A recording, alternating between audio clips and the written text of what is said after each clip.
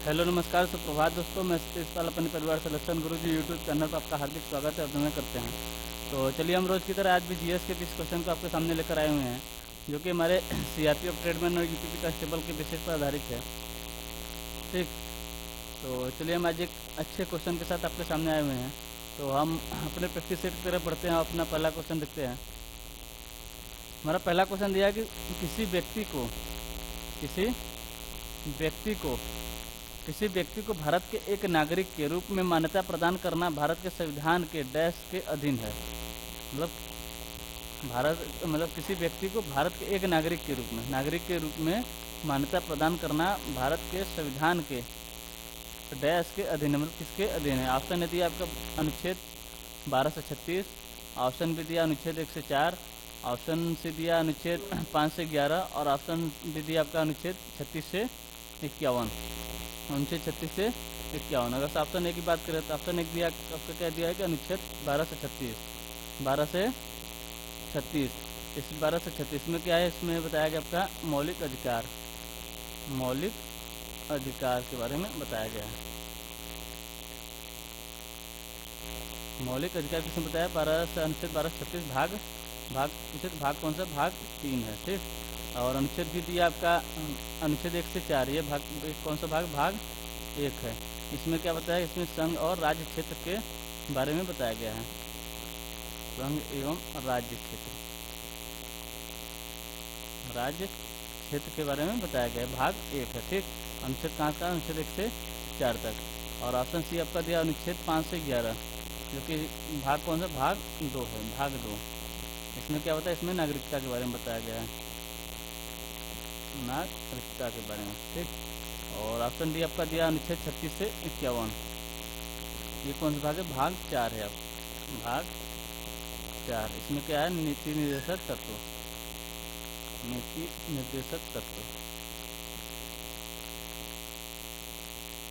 ठीक, पूछा था कि किसी व्यक्ति को भारत के एक नागरिक के रूप में मान्यता प्रदान करना भारत के संविधान के देश के अधीन, यानी किसकी बात कर रहा है, नागरिकता की बात कर रहा है। नागरिकता किस भाग में है, नागरिकता आपके भाग 2 में बताया गया है। अनुच्छेद कौन सा, अनुच्छेद 5 से 11 तक, यानी ऑप्शन सी हमारा जो है ये सही आंसर होता है। चलिए अगला क्वेश्चन देखते हैं। अगला क्वेश्चन दिया, भारतीय रिजर्व बैंक की स्थापना कब की गई थी। भारतीय रिजर्व बैंक की स्थापना कब की गई थी। ऑप्शन है दिया आपका 1 अप्रैल 1950, ऑप्शन भी दिया आपका 1 अप्रैल 1952, ऑप्शन सी दिया आपका 1 अप्रैल 1935 और ऑप्शन डी दिया आपका 1 अप्रैल 1948। इसकी बात कर रहा है भारतीय रिजर्व बैंक की स्थापना। तो भारतीय रिजर्व बैंक की स्थापना कब की गई थी, ये की गई थी आपकी 1 अप्रैल 1935 का, यानी ऑप्शन सी हमारा सही आंसर होता है। इसको पूछेगा इसका अधिनियम कब आया था, इसका अधिनियम आया था आपका 1934 में। अगर से आरबीआई यानी भारतीय रिजर्व बैंक की मतलब इसका पूछे राष्ट्रीयकरण कब हुआ था, इसका राष्ट्रीयकरण हुआ था 1 जनवरी 1949 को। इसका राष्ट्रीयकरण कब हुआ था, इसका राष्ट्रीयकरण हुआ था 1 जनवरी 1949 को। अगर इसका मुख्यालय के बारे में बात करें, इसका मुख्यालय कहाँ है, तो इसका मुख्यालय आपका मुंबई में। कहाँ पर, मुंबई में। ठीक, स्थापना कब हुआ था, स्थापना हुआ था आपका 1934 के अधिनियम से 1 अप्रैल 1935 में, और इसका राष्ट्रीयकरण हुआ था 1 जनवरी 1949 को। इसका हेडक्वार्टर यानी मुख्यालय कहाँ पर है, इसका मुख्यालय आपका मुंबई में। इसके वर्तमान अगर पूछे आरबीआई के वर्तमान गवर्नर कौन है, वर्तमान गवर्नर कौन है, तो आपके शक्तिकांत दास।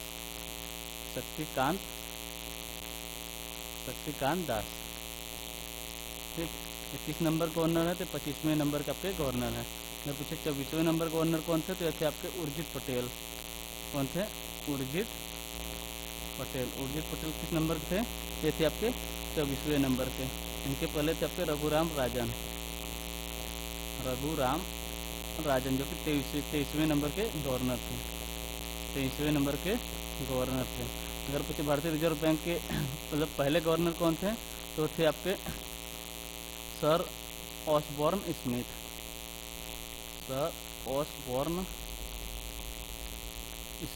ये कौन थे, पहले गवर्नर थे। और वर्तमान गवर्नर कौन है, आपके शक्तिकांत दास हैं, जो कि 25वें नंबर के गवर्नर हैं। 24वें नंबर कौन थे, तो थे आपके उर्जित पटेल, और 23वें नंबर के थे आपके रघुराम राजन। ठीक, चलिए अगला क्वेश्चन देखते हैं। अगला क्वेश्चन दिया आपका, किस अधिनियम द्वारा भारत में कंपनी का शासन समाप्त किया गया? किस अधिनियम द्वारा भारत में कंपनी का शासन समाप्त किया गया? ऑप्शन ए दिया 1776, ऑप्शन बी दिया 1858, ऑप्शन सी दिया 1935 और ऑप्शन डी दिया आपका 1947। ऑप्शन डी क्या दिया है? 1947। तो किस अधिनियम के द्वारा कंपनी का शासन समाप्त किया गया था? ये किया गया था आपके 1858 के अधिनियम के द्वारा, यानी ऑप्शन बी हमारा जो है ये सही आंसर होता है। ठीक, चलिए अगला क्वेश्चन देखते हैं। अगला क्वेश्चन दिया है, आंत में मौजूद सूक्ष्म जीव गट फ्लोरा द्वारा किस विटामिन का उत्पादन किया जाता है?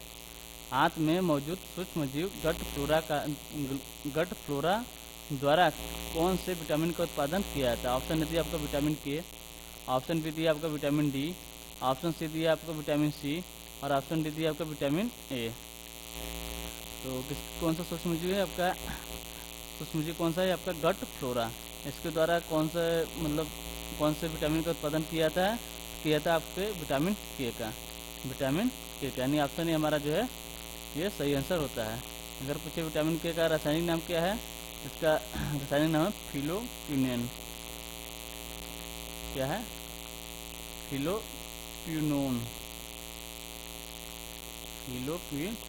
किसका नाम है विटामिन के का रासायनिक नाम? अब पूछे विटामिन डी का रासायनिक नाम क्या है, इसका नाम है आपका कैल्सीफेरॉल। कैल्सीफेरॉल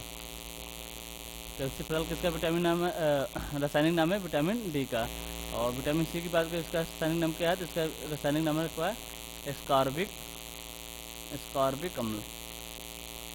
स्कॉर्बिक अम्ल। और विटामिन ए का रासायनिक नाम क्या है? यह है आपका रेटिनॉल। ठीक, चलिए अगला क्वेश्चन देखते हैं।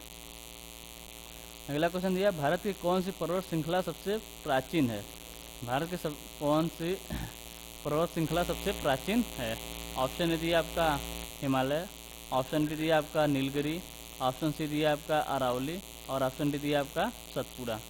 ऑप्शन डी क्या दिया है? सतपुड़ा। तो भारत की कौन सी पर्वत श्रृंखला सबसे प्राचीन है? तो यह आपकी अरावली पर्वत श्रृंखला, जो कि सबसे प्राचीन पर्वत श्रृंखला कौन सी है? आपके अरावली पर्वत श्रृंखला है। कहाँ से कहाँ तक? आपके गुजरात से लेकर दिल्ली तक फैली हुई है। ठीक, अगर पूछे अरावली की सबसे ऊंची चोटी कौन सी है, तो अरावली की सबसे ऊंची चोटी कौन सी है? ये आपकी गुरु शिखर अरावली की सबसे ऊंची चोटी है। अगर पूछे हिमालय की सबसे ऊंची चोटी कौन सी है, ये आपका माउंट एवरेस्ट। इसकी ऊंचाई कितनी है? तो इसकी ऊंचाई आपका 8,848 मीटर। ठीक, अगर पूछे नीलगिरी की सबसे ऊंची चोटी कौन सी है, ये आपका डोडा बेट्टा। नीलगिरी की सबसे ऊंची चोटी कौन सी है? डोडा बेट्टा। अगर इसकी ऊंचाई पूछे कितनी है, तो आपकी 2,637 मीटर, 2,637 मीटर ऊंची है। और दिया ऑप्शन डी दिया आपका सतपुड़ा की सबसे ऊंची चोटी की बात करें, तो इसकी सबसे ऊंची चोटी आपका धूपगढ़। इसकी ऊंचाई पूछे तो इसकी ऊंचाई है 1,350 मीटर। ठीक, चलिए अगला क्वेश्चन देखते हैं। अगला क्वेश्चन दिया आपका 17वीं सदी में किस सिख गुरु ने दारा सिखों को पनाह दी थी? 17वीं सदी में किस सिख गुरु ने दारा सिखों को पनाह दी थी? ऑप्शन ए दिया आपका गुरु हरगोविंद, ऑप्शन बी दिया आपका गुरु तेग बहादुर, ऑप्शन सी दिया आपका गुरु रामदास और ऑप्शन डी दिया गुरु हरराय। तो किसकी बात कर रहा है? कौन से सिख गुरु थे जो दारा सिखों को पनाह दिए थे? अगर हम दारा सिखों की बात करें, अगर दारा सिखों था कौन? ये औरंगजेब का भाई था, यानी किसका? शाहजहाँ का बड़ा पुत्र था। शाहजहाँ का बड़ा पुत्र था कौन? दारा सिखों। तो इसे किसने कौन से गुरु ने पनाह दी थी? तो दिए थे आपके गुरु हरराय। कौन? गुरु हरराय ने इन्हें पनाह दिए थे। ठीक, अगर पूछे सिखों के पहले गुरु कौन थे, तो थे आपके गुरु नानक देव। गुरु नानक देव कौन थे? सिखों के पहले गुरु थे। और अंतिम गुरु कौन थे? गुरु गोविंद सिंह थे। अंतिम गुरु कौन थे? गुरु गोविंद सिंह। टोटल कितने गुरु हुए थे? टोटल 10 गुरु हुए थे। चलिए अगला क्वेश्चन देखते हैं। अगला क्वेश्चन दिया, पृथ्वी का सबसे निकटतम ग्रह निम्नलिखित में से कौन सा है? पृथ्वी का सबसे निकटतम ग्रह निम्नलिखित में से कौन सा है? ऑप्शन ए दिया आपका बृहस्पति, ऑप्शन बी दिया आपका मंगल, ऑप्शन सी दिया शुक्र और ऑप्शन डी दिया बुध। ऑप्शन डी क्या दिया? बुध। तो किसकी बात करें? पृथ्वी का सबसे निकटतम ग्रह कौन सा है? तो सब पृथ्वी की बात करें, पृथ्वी के सबसे निकटतम ग्रह कौन है? तो आपका शुक्र। कौन सा? शुक्र ग्रह जो है पृथ्वी का सबसे निकटतम ग्रह है। इसके बाद कौन आएगा? इसके बाद आ जाता है आपका मंगल। दूसरे नंबर पर कौन है? मंगल। ठीक। और सूर्य के हिसाब से पूछे, सूर्य के हिसाब से मतलब सूर्य के सबसे नज़दीकी ग्रह कौन सा है? तो आपका बुध ग्रह है। ठीक है, लेकिन पृथ्वी के सबसे निकटतम ग्रह कौन सा है? आपका शुक्र ग्रह है। शुक्र को ही क्या कहते हैं? पृथ्वी की जुड़वा बहन के नाम से जानते हैं। ये पृथ्वी की जुड़वा बहन, पृथ्वी की जुड़वा बहन पूछे अगर किस ग्रह को कहते हैं तो आपके शुक्र ग्रह को कहते हैं। अब पूछे सबसे चमकीला ग्रह कौन सा है? तो अभी आपका शुक्र ग्रह ही है सबसे चमकीला ग्रह। सबसे चमकीला ग्रह पूछे कौन सा है? तो आपका शुक्र ग्रह है। ठीक। और शुक्र ग्रह को ही भोर एवं साँझ का तारा भी कहते हैं।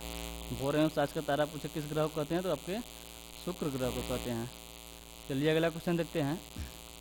अगला क्वेश्चन दिया आपका वर्ष 2011 की जनगणना के अनुसार, वर्ष 2011 की जनगणना के अनुसार भारत का निम्नतम जनसंख्या घनत्व वाला राज्य कौन सा है? भारत का निम्नतम जनसंख्या घनत्व वाला राज्य कौन सा है? ऑप्शन ए दिया आपका मिजोरम, ऑप्शन बी दिया अरुणाचल प्रदेश, ऑप्शन सी दिया आपका सिक्किम और ऑप्शन डी किया दिया गोवा। ऑप्शन डी किया दिया है गोवा। तो इसके बाद न्यूनतम जनसंख्या घनत्व वाला, न्यूनतम जनसंख्या घनत्व वाला राज्य कौन सा है? तो ये आपका अरुणाचल प्रदेश। कौन सा? अरुणाचल प्रदेश। कितनी जनसंख्या यहाँ पर? 17 किमी, 17 व्यक्ति प्रति वर्ग किमी है। 17 व्यक्ति प्रति वर्ग किमी है। कहाँ का? अरुणाचल प्रदेश। यानी ऑप्शन बी हमारा जो है ये सही आंसर होता है। अगर पूछे सबसे अधिक जनसंख्या वाला राज्य कौन सा है? तो ये आपका बिहार। कौन सा है? बिहार। यहाँ जनसंख्या कितनी है? तो यहाँ पर मतलब कितना घनत्व, जनसंख्या घनत्व कितना है? यहाँ पे आपको 1106 व्यक्ति प्रति वर्ग किमी है। 6 व्यक्ति प्रति वर्ग किमी है। कहाँ का? बिहार, जो सबसे अधिक जनसंख्या घनत्व वाला राज्य है। अगर हम यूपी की बात करें, यहाँ की जनसंख्या घनत्व कितना है? यहाँ पर है 829 व्यक्ति प्रति वर्ग किमी। 829 व्यक्ति प्रति वर्ग किमी। ठीक। कहाँ का है? ये आपके यूपी का है। ठीक। और सबसे कम जनसंख्या घनत्व वाला राज्य ये आपका अरुणाचल प्रदेश। और सबसे कम जनसंख्या वाला घनत्व दूसरे नंबर पर कौन है? वो आपका मिजोरम है। दूसरे नंबर पर मिजोरम है और तीसरे नंबर पे सिक्किम है। तीसरे नंबर पर कौन सा है? सिक्किम। ठीक। चलिए अगला क्वेश्चन देखते हैं। अगला क्वेश्चन दिया आपका सिमलीपाल वन्यजीव अभयारण्य किस राज्य में स्थित है?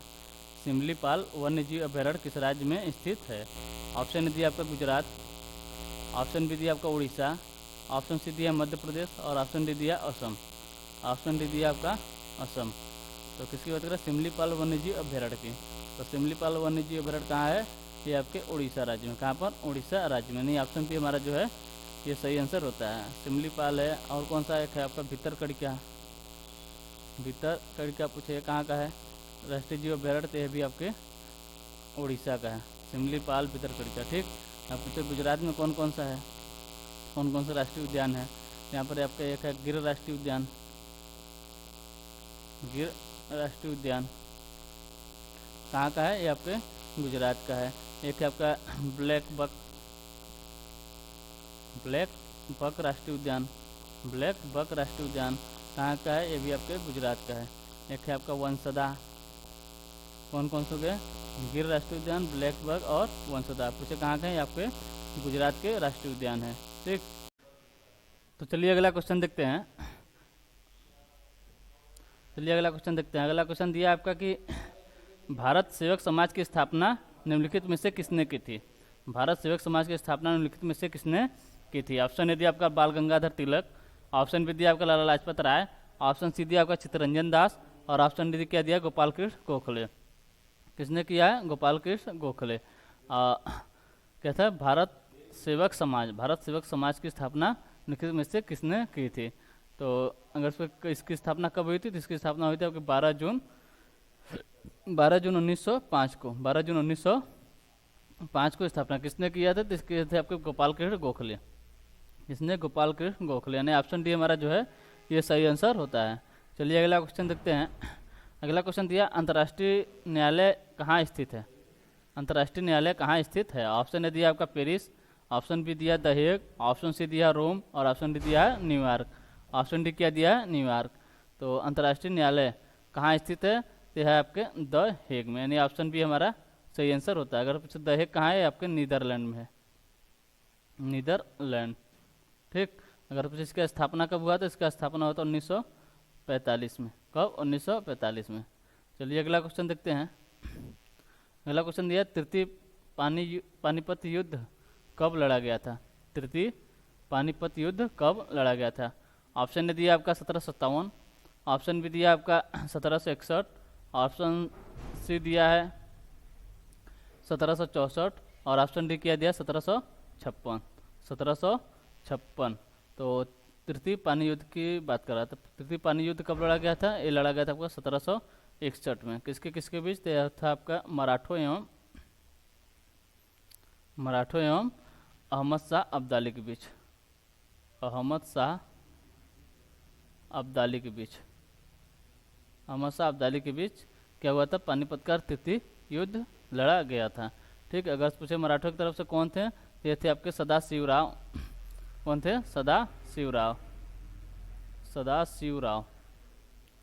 सदाशिवराव भाऊ। ठीक, कौन थे? सदाशिवराव भाऊ। किसकी तरफ से? मराठों की तरफ से। ठीक, अगर पूछे इसमें जीत किसकी हुई थी, वो थी आपके अहमद शाह अब्दाली की। अगर पूछे पानीपत का प्रथम युद्ध कब हुआ था, तो हुआ था आपका 1526 में। किसके किसके बीच हुआ था आपका इब्राहिम लोदी और बाबर के बीच। इसमें किसकी विजय हुई थी? तो इसमें बाबर की जीत हुई थी। अगर पूछे दूसरा पानीपत का युद्ध कब लड़ा गया था, कौन सा दूसरा पानीपत का युद्ध कब लड़ा गया था? तो लड़ा गया था आपका 1556 में। 1556 में किसके किसके बीच? तो हुआ था आपका हेमू और अकबर के बीच। हेमू और अकबर के बीच लड़ा गया था, अकबर के बीच। ठीक, किसके किसके बीच हुआ था? ये हुआ था आपके हेमू और अकबर के बीच।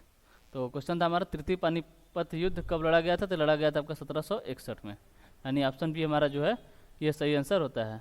चलिए अगला क्वेश्चन देखते हैं। अगला क्वेश्चन दिया है कि विश्व के कुल क्षेत्रफल का कितना प्रतिशत, विश्व के कुल क्षेत्रफल का कितना प्रतिशत भाग भारत के पास है? विश्व के क्षेत्रफल का कितना प्रतिशत भाग भारत के पास है? ऑप्शन यदि आपका 10.4%, ऑप्शन बी दिया आपका 19.1%, ऑप्शन सी दिया आपका 2.42% और ऑप्शन डी दिया आपका 17.5%। तो विश्व के कुल क्षेत्रफल का कितना प्रतिशत भाग भारत के पास है? तो आपके 2.42%। कितना? 2.42%, यानी ऑप्शन सी हमारा जो है ये सही आंसर होता है। अगर पूछे विश्व का क्षेत्रफल कितना है, तो आपका 32,87,263 वर्ग किमी, 263 वर्ग किमी। ठीक, तो भारत का क्षेत्रफल कितना है, मतलब कितना प्रतिशत है? आपका 2.42% है। अगर किसने भारत क्षेत्रफल के हिसाब से कौन सा स्थान है, तो 7वां स्थान है।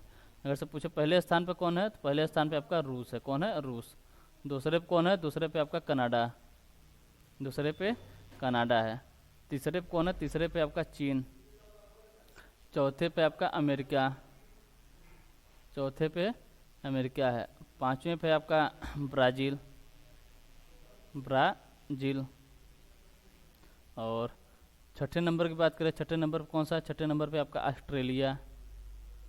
ऑस्ट्रेलिया और सातवें नंबर पे आपका भारत।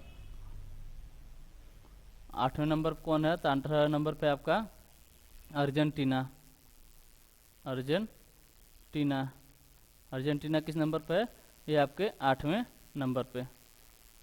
ठीक, तो एक बार फिर से देख लेते हैं। पूछा था कि विश्व के कुल क्षेत्रफल का कितना प्रतिशत भाग भारत के पास है? तो था आपका 2.42%, 2.42%। ठीक है, और अगर पूछे विश्व का क्षेत्रफल कितना है, तो है आपका 32,87,263 वर्ग किमी। और सातवें स्थान पे भारत का स्थान आता है क्षेत्रफल के हिसाब से। पहले स्थान पे है रूस, दूसरे स्थान पे आपका कनाडा, तीसरे स्थान पे आपका चीन, चौथे स्थान पे आपका अमेरिका, पांचवें ब्राज़ील, छठे पे ऑस्ट्रेलिया, सातवें भारत और आठवें पे अर्जेंटीना। और 9वें और 10वें की बात करें, तो 9वें पे आपका कजाकिस्तान, अफगानिस्तान और 10वें पे कौन सा, 10वें पे आपका अल्जीरिया, 10वें पे आपका अल्जीरिया। ठीक, ये आपके 10 देश हैं जो कि क्षेत्रफल के हिसाब से मतलब और वही क्रम में है। चलिए अगला क्वेश्चन देखते हैं। अगला क्वेश्चन दिया आपका, भारत में तुगलक वंश के बाद कौन सा वंश शासन में आता है? भारत में तुगलक वंश के बाद कौन सा वंश शासन में आता है? ऑप्शन ए दिया आपका गुप्त वंश, ऑप्शन बी दिया आपका खिलजी वंश, ऑप्शन सी दिया है मुगल वंश और ऑप्शन डी दिया आपका सैयद वंश। तो किसकी बात करें? तुगलक वंश के बाद। अगर हम दिल्ली सल्तनत की बात करें तो इसमें कितने वंश थे? इसमें टोटल 5 वंश थे। कितने? टोटल 5 वंश थे। दिल्ली सल्तनत में कितने वंश थे? टोटल 5 वंश थे। पहला कौन था आपका? यह था आपका गुलाम वंश। कौन सा? गुलाम वंश। गुलाम वंश कब से कब तक था? यह था आपका 1206 से 1290 तक। इसके बाद आता है गुलाम वंश के बाद आता है आपका खिलजी वंश। खिलजी वंश, खिलजी वंश ये कब से कब तक था? यह था आपका 1290 से 1320 तक। गुलाम वंश हो गया, खिलजी वंश हो गया। इसके बाद है आपका तुगलक वंश। कौन सा? तुगलक वंश। तुगलक वंश ये कब से कब तक? यह था आपका 1320 से 1414 तक। 1414 तक। इसके बाद तुगलक के बाद आता है आपका सैयद वंश। सैयद वंश ये कब से कब तक था? यह था आपका 1414 से 1451 तक। इसके बाद है आपका लोधी वंश। लोधी वंश यह था आपके 1451 से 1526 तक। 1451 से 1526 तक। ठीक, इसके बाद कौन सा? इसके बाद मुगल शासन आ जाता है। तो क्वेश्चन हमारा था कि भारत में तुगलक वंश के बाद कौन सा वंश शासन में आता है? तो तुगलक वंश के बाद कौन सा शासन में आता है? कौन सा वंश? तो ये आपका सैयद वंश, यानी ऑप्शन डी हमारा जो दिया है सैयद वंश, यानी ऑप्शन डी हमारा सही आंसर होता है। चलिए अगला क्वेश्चन देखते हैं। अगला क्वेश्चन दिया, भारत के किस राज्य की तटरेखा सबसे लंबी है? भारत के किस राज्य की तटरेखा सबसे लंबी है? ऑप्शन ए दिया आपका आंध्र प्रदेश, ऑप्शन बी दिया आपका केरल, ऑप्शन सी दिया है गुजरात और ऑप्शन डी दिया है तमिलनाडु। ऑप्शन डी क्या दिया? तमिलनाडु। तो भारत की किस राज्य की तटरेखा सबसे लंबी है? तो आपके गुजरात राज्य की तटरेखा जो है सबसे लंबी तटरेखा है। किसकी? गुजरात की। दूसरे नंबर पर कौन है? दूसरे नंबर पर आपका तमिलनाडु और तीसरे पे कौन सा है? तीसरे पे यहाँ पे आपका आता है आंध्र प्रदेश।